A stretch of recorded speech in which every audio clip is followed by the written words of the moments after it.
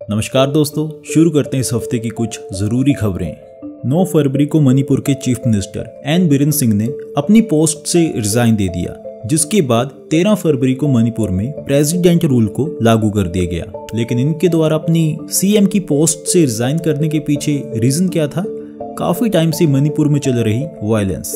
2023 से मणिपुर में इन दो कम्युनिटीज के बीच में वायलेंस चल रही है, जो कि तब शुरू हुई थी जब कोर्ट ने ये ऑर्डर दिया था कि जो मीथी कम्युनिटी है उसको शेड्यूल्ड ट्राइब का स्टेटस मिलना चाहिए। और इसी वजह से जो कुकी कम्युनिटी थी उसने कोर्ट के उस ऑर्डर को अपोज करना शुरू कर दिया और धीरे धीरे इन दोनों कम्युनिटीज के बीच में टेंशंस इतनी ज्यादा बढ़ गई कि मणिपुर में वायलेंट क्लैश शुरू हो गए और लोगों ने एक दूसरे को मारना शुरू कर दिया। बीरेन सिंह ने अपने टेन्योर के दौरान मणिपुर वायलेंस को रोकने के लिए कई सारे स्टेप्स उठाए, जिनको इनकी पार्टी और ओपोजिशन के द्वारा काफी ज्यादा क्रिटिसाइज किया गया और इसी वजह से अब इन्होंने रिजाइन दे दिया है और अब मणिपुर का कंट्रोल सेंट्रल गवर्नमेंट के पास आ चुका है। आम आदमी पार्टी के राज्यसभा के एमपी डॉक्टर संदीप पाठक ने रिसेंटली इंडिया पाकिस्तान बॉर्डर पर लगातार बढ़ रही ड्रोन एक्टिविटीज को लेकर अपनी चिंता व्यक्त की है। एक्चुअली इंडिया की जो पंजाब स्टेट है वो पाकिस्तान के साथ 553 किलोमीटर लॉन्ग बॉर्डर शेयर करती है और इनका कहना है कि 2020 में इस बॉर्डर पर 50 ड्रोन्स डिटेक्ट किए गए थे, जो कि पाकिस्तान से इंडिया की तरफ आते हुए या फिर वापस जाते हुए डिटेक्ट किए गए थे। और 2024 में इन ड्रोन एक्टिविटीज के नंबर बढ़कर 300 से 350 तक पहुंच चुके हैं और बॉर्डर पर जो हमारी सिक्योरिटी फोर्सेस हैं वो काफी कम ड्रोन्स को न्यूट्रलाइज कर पा रही हैं। और इसका मतलब ये है कि जो ड्रोन्स पाकिस्तान से इंडिया में आ रहे हैं वो अपने पेलोड्स को सक्सेसफुली डिलीवर कर रहे हैं, जिनमें ड्रग्स भी शामिल हो सकते हैं और वेपन्स भी। इन्होंने कहा है कि क्रॉस बॉर्डर ड्रोन एक्टिविटीज को रोकने के लिए इंडियन गवर्नमेंट को जल्दी से जल्दी मॉडर्न लो एल्टीट्यूड टेक्नोलॉजीज और स्ट्रेटेजिक इक्विपमेंट्स का यूज करना चाहिए और नेशनल सिक्योरिटी को मजबूत करना चाहिए। बाय द वे, जो ये क्रॉस बॉर्डर ड्रोन एक्टिविटीज हो रही हैं, ये सबसे ज्यादा अमृतसर और तरन तारण में नोटिस की गई हैं। 12 फरवरी को प्राइम मिनिस्टर नरेंद्र मोदी जी 2 दिन के विजिट के लिए अमेरिका गए थे और मोदी जी का ये विजिट इंडिया के लिए काफी ज्यादा बेनिफिशियल साबित हुआ। इंडिया और अमेरिकन कंपनी जनरल इलेक्ट्रिक के बीच में एक मेजर डील साइन हुई है, जिसमें GE 414 फाइटर जेट इंजन्स का को प्रोडक्शन इंडिया में किया जाएगा।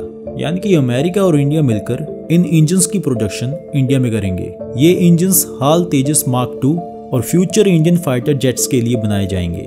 इसके अलावा इंडिया और अमेरिका के बीच में इंडियन आर्मी के लिए स्ट्राइकर कॉम्बैट व्हीकल्स को परचेज करने की भी डील हुई है। ये कॉम्बैट व्हीकल्स जनरल डायनेमिक्स के एडवांस्ड कॉम्बैट व्हीकल्स होंगे, जो कि anti tank guided missile system के साथ इक्विप्ड होंगे। पहले इंडिया अपने मिलिट्री वेपन्स या हार्डवेयर्स को मोस्टली रशिया से परचेज करता था, लेकिन अब इंडिया अमेरिका और वेस्टर्न डिफेंस सप्लायर्स के साथ भी अपनी पार्टनरशिप को स्ट्रॉन्ग बना रहा है। बाकी फ्यूचर में इंडिया को अमेरिका के द्वारा F-35 फाइटर प्लेन सप्लाई करने की भी बात की गई है। यानी कि आने वाले टाइम में अगर इंडिया चाहे तो अमेरिका से इन फाइटर प्लेन्स को खरीद सकता है। इसके अलावा अमेरिकन ऑफिशियल्स ने ये कंफर्म किया है कि वो 26/11 मुंबई अटैक्स के मास्टरमाइंड तंवर राणा को वापस इंडिया भेज देंगे, जो कि अभी लॉस एंजलिस के डिटेंशन सेंटर में बंद है।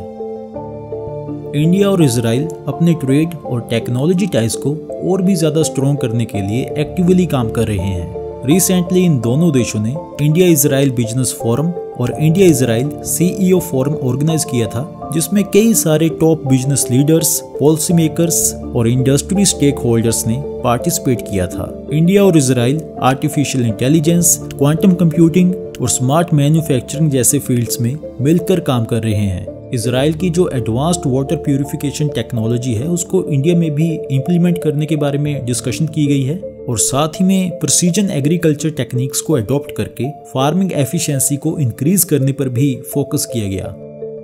Recently prime minister Modi ji AI action summit को ज्वाइन करने के लिए फ्रांस गए थे और वहां पर इन्होंने अनाउंस किया कि भारत अपना खुद का एक लार्ज लैंग्वेज मॉडल डेवलप कर रहा है, जो कि भारत की जो डाइवर्सिटी है उसको ध्यान में रखकर डिजाइन किया जा रहा है। इसके अलावा मोदी जी ने पब्लिक प्राइवेट पार्टनरशिप मॉडल के बारे में भी बात की, जिसके अंडर स्टार्टअप्स और रिसर्चर्स को अफोर्डेबल कंप्यूटिंग पावर प्रोवाइड की जाएगी ताकि वो अपना काम एफिशिएंटली कर सकें। इसके अलावा मोदी जी और फ्रांस के प्रेसिडेंट ने 2047 होराइजन रोड मैप के बारे में भी डिस्कशन की, जिसका एम है इंडिया और फ्रांस के बीच में डिफेंस, ट्रेड, टेक्नोलॉजी और कल्चरल एक्सचेंज को इंक्रीज करना। कुछ रिपोर्ट्स के मुताबिक ये भी कहा जा रहा है कि इंडिया और फ्रांस के बीच में कुछ मेजर डिफेंस डील्स पर भी डिस्कशन हुई है, जिसमें इंडियन नेवी के लिए 26 राफेल एम फाइटर जेट्स को परचेज किया जाएगा।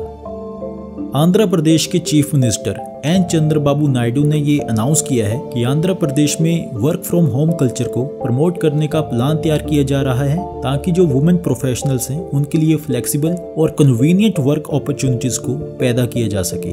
नायडू जी का कहना है कि पैंडेमिक के बाद वर्क कल्चर में काफी चेंजेस आ चुके हैं और टेक्नोलॉजी के जरिए रिमोट वर्क अब ज्यादा आसान हो चुका है और इसीलिए आंध्र प्रदेश में work from home, coworking space और नेबरहुड वर्क स्पेस जैसे कॉन्सेप्ट्स को एनकरेज किया जा रहा है। आंध्र प्रदेश की स्टेट गवर्नमेंट ने आईटी और जीसीसी पॉलिसी 4.0 को लॉन्च किया है, जिसका एम है हर सिटी और टाउन में आईटी ऑफिस स्पेसेस को डेवलप करना। इस पॉलिसी के अंडर डेवलपर्स को इंसेंटिव्स भी दिए जाएंगे ताकि वो मॉडर्न आईटी इंफ्रास्ट्रक्चर बना सके। और इस इनिशिएटिव का जो मेन गोल है वो मैं आपको पहले ही बता चुका हूँ कि जो वुमेन प्रोफेशनल्स हैं उनको रिमोट वर्क ऑप्शन के थ्रू ज्यादा वर्क अपॉर्चुनिटीज दी जा सके और औरतें अपनी फैमिली रिस्पॉन्सिबिलिटीज के साथ साथ अपने करियर को भी इफेक्टिवली मैनेज कर पाएं। रिसेंटली डोनाल्ड ट्रंप ने यूक्रेन से उनके $500 बिलियन के रेयर अर्थ मिनरल्स को लेने की डिमांड की है। दरअसल डोनाल्ड ट्रंप का कहना है कि अमेरिका यूक्रेन को जो भी सपोर्ट प्रोवाइड कर रहा है, यानी कि फाइनेंशियल या फिर वेपन्स वगैरह, उसके बदले में अमेरिका को भी कुछ चाहिए। हम ऐसी तुम्हारी हेल्प नहीं कर सकते। यूक्रेन के पास लिथियम और टाइटेनियम जैसे क्रिटिकल मिनरल्स के काफी बड़े रिजर्व्स हैं, जो कि मॉडर्न टेक्नोलॉजीज के लिए काफी इंपॉर्टेंट हैं। लेकिन यूक्रेन में जो कई सारे रेयर अर्थ के रिसोर्सेज हैं वो ऐसे एरियाज में हैं जो कि रशिया के कंट्रोल में आ चुके हैं। अब अमेरिका के लिए रेयर अर्थ मिनरल्स की इंपॉर्टेंस क्या है उसके बारे में आप इस वीडियो में देख सकते हो। 12 फरवरी को डोनाल्ड ट्रंप ने रशियन प्रेसिडेंट व्लादिमीर पुतिन के साथ फोन कॉल पर बात की, जिसके बाद फिर डोनाल्ड ट्रंप ने यह अनाउंस किया कि रशिया और यूक्रेन के बीच में दोबारा से सब कुछ ठीक करने के लिए जल्द ही पीस टॉक शुरू की जाएंगी। और मुझे लगता है कि प्रेसिडेंट पुतिन भी शांति चाहते हैं, ज़ेलेंस्की भी शांति चाहते हैं और मैं भी शांति चाहता हूँ। डोनाल्ड ट्रंप की इस अनाउंसमेंट के बाद यूरोपियन कंट्रीज और यूक्रेन की तरफ से थोड़ा नेगेटिव रिएक्शन देखने को मिला और ज़ेलेंस्की ने कहा कि रशिया यूक्रेन वॉर के बारे में अगर अमेरिका और रशिया बिना यूक्रेन को इंक्लूड किए कोई भी डिसीजन लेते हैं तो वो हमें मंजूर नहीं होगा। बाकी इनकी ये बात सही भी है, क्योंकि इतने टाइम से रशिया यूक्रेन वॉर चल रही है, दोनों तरफ के हजारों लोग अपनी जान गंवा चुके हैं और खास तौर पर यूक्रेन को काफी नुकसान हुआ है। और अब अगर यूक्रेन के फ्यूचर के लिए लिए जाने वाले डिसीजंस में यूक्रेन का इन्वॉल्वमेंट ही कम होगा तो फिर यूक्रेन को बुरा तो लगेगा ही। 13 फरवरी को मोदी जी ने डोनाल्ड ट्रंप के साथ मीटिंग के बाद ये अनाउंस किया कि इंडिया और अमेरिका ने 2030 तक अपने बायलैटरल ट्रेड को $500 बिलियन तक इंक्रीज करने का एम रखा है। इसके अलावा दोनों देशों के बीच में सेमीकंडक्टर और क्रिटिकल मिनरल्स के फील्ड में भी मिलकर काम किया जाएगा। अमेरिका ने कुछ इंडियन प्रोडक्ट्स पर टैरिफ कम कर दिए हैं और इंडिया ने भी अमेरिकन गुड्स के लिए ट्रेड रिस्ट्रिक्शंस को कम कर दिया है। यानी कि दोनों देशों के बीच में ट्रेड को लेकर काफी इंपॉर्टेंट नेगोशिएशंस हुई हैं, जो कि दोनों देशों की इकोनॉमी को स्ट्रॉन्ग बनाने और न्यू जॉब्स को क्रिएट करने में काफी फायदेमंद साबित होंगी। रिसेंटली नॉर्थ कोरिया के लीडर किम जोंग उन ने कहा है कि यूनाइटेड स्टेट्स, साउथ कोरिया और जापान के बीच में मिलिट्री कोऑपरेशन लगातार बढ़ता जा रहा है। ये देश ज्वाइंट मिलिट्री एक्सरसाइज कर रहे हैं और अमेरिका ने इन देशों में अपने न्यूक्लियर वेपन्स को प्लेस किया हुआ है और इसलिए अब हम नॉर्थ कोरिया की जो न्यूक्लियर पावर है, जो न्यूक्लियर डिफेंस है, उसको और भी ज्यादा स्ट्रॉन्ग बनाएंगे। वैसे ये पहली बार नहीं है कि जब ये रीजनल टेंशंस का बहाना लगाकर अपनी न्यूक्लियर फोर्स को इंक्रीज करने के बारे में बात कर रहे हैं। इनका हर बार का यही काम है। नॉर्थ कोरिया में लोग भूख से मर रहे हैं, गरीबी और गुलामी में जी रहे हैं। बाहर की दुनिया के बारे में नॉर्थ कोरिया के लोगों को कोई अता पता नहीं है, लेकिन किम योंग को इन फालतू चीजों के बारे में कोई टेंशन नहीं है। उनको बस एक डर है कि हमारे ऊपर कोई हमला न कर दे। तो आज के लिए बस इतना ही। अगर आपको मेरा काम अच्छा लग रहा हो तो वीडियो को लाइक करें, कमेंट करें और अपने इस चैनल को सब्सक्राइब करना ना भूलें। Thanks for watching.